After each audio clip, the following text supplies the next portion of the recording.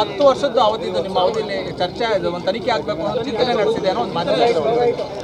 ಈಗ ಇದ್ರ ಬಗ್ಗೆ ಏನಾಗಿದೆ, ಇಡೀ ಒಂದು ರಾಜ್ಯದಲ್ಲೆಲ್ಲ ರಾಷ್ಟ್ರದಲ್ಲೇ ಇದು ಒಂದು ಮಾದರಿ ಸಂಸ್ಥೆಯಾಗಿ ಅದನ್ನು ನಾವು ಅಭಿವೃದ್ಧಿಗೊಳಿಸಿದ್ದೀವಿ.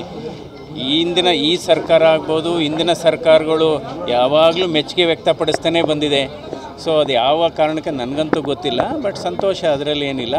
ಬಟ್ ಇದು ಒಂದು ಪಾರ್ಲಿಮೆಂಟ್ರಿ ಸ್ಟ್ಯಾಂಡಿಂಗ್ ಕಮಿಟಿ ಅಂತ ಬಂದಿತ್ತು, 15 ಜನ MPಸು, ಕೇಂದ್ರ ಸ್ಥಾಯಿ ಸಮಿತಿ, ಆರೋಗ್ಯ ಸಮಿತಿ. ಅವರು ಜಯದೇವ ಆಸ್ಪತ್ರೆಯ ಕಾರ್ಯವೈಖರಿ ಮತ್ತು ಅಲ್ಲಿ ನಿರ್ವಹಣೆ ಎಲ್ಲ ನೋಡಿ ಇದ್ರ ಓನರ್ ಯಾರು ಅಂದರು. ನಾನು ಹೇಳಿದೆ ಓನರ್ ಗೌರ್ಮೆಂಟು ಅಂದರೆ ಅವರು ಇದು ಒಂದು ಸರ್ಕಾರಿ ಆಸ್ಪತ್ರೆ ಈ ಮಟ್ಟಕ್ಕೆ ನಿರ್ವಹಣೆ ಮಾಡಲಿಕ್ಕೆ ಸಾಧ್ಯವ? ಹೀಗಾಗಿ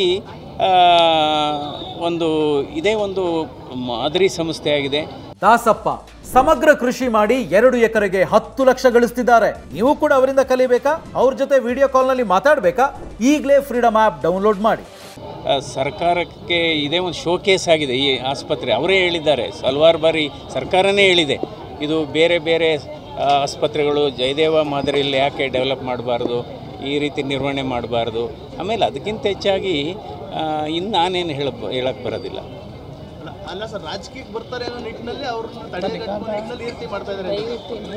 ಬೇಡ, ಸಾಕು ಬಿಡಿ, ದಯವಿಟ್ಟು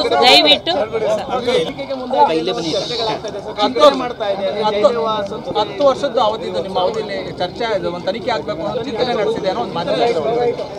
ಈಗ ಇದ್ರ ಬಗ್ಗೆ ಏನಾಗಿದೆ, ಇಡೀ ಒಂದು ರಾಜ್ಯದಲ್ಲೆಲ್ಲ ರಾಷ್ಟ್ರದಲ್ಲೇ ಇದು ಒಂದು ಮಾದರಿ ಸಂಸ್ಥೆಯಾಗಿ ಅದನ್ನು ನಾವು ಅಭಿವೃದ್ಧಿಗೊಳಿಸಿದ್ದೀವಿ.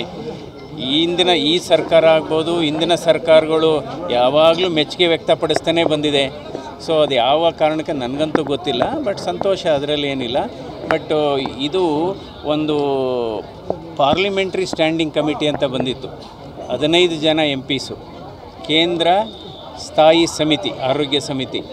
ಅವರು ಜಯದೇವ ಆಸ್ಪತ್ರೆಯ ಕಾರ್ಯವೈಖರಿ ಮತ್ತು ಅಲ್ಲಿ ನಿರ್ವಹಣೆ ಎಲ್ಲ ನೋಡಿ ಇದ್ರ ಓನರ್ ಯಾರು ಅಂದರು. ನಾನು ಹೇಳಿದೆ ಓನರ್ ಗೌರ್ಮೆಂಟು ಅಂದರೆ ಅವರು ಇದು ಒಂದು ಸರ್ಕಾರಿ ಆಸ್ಪತ್ರೆ ಈ ಮಟ್ಟಕ್ಕೆ ನಿರ್ವಹಣೆ ಮಾಡಲಿಕ್ಕೆ ಸಾಧ್ಯವ? ಹೀಗಾಗಿ ಇದೇ ಒಂದು ಮಾದರಿ ಸಂಸ್ಥೆಯಾಗಿದೆ.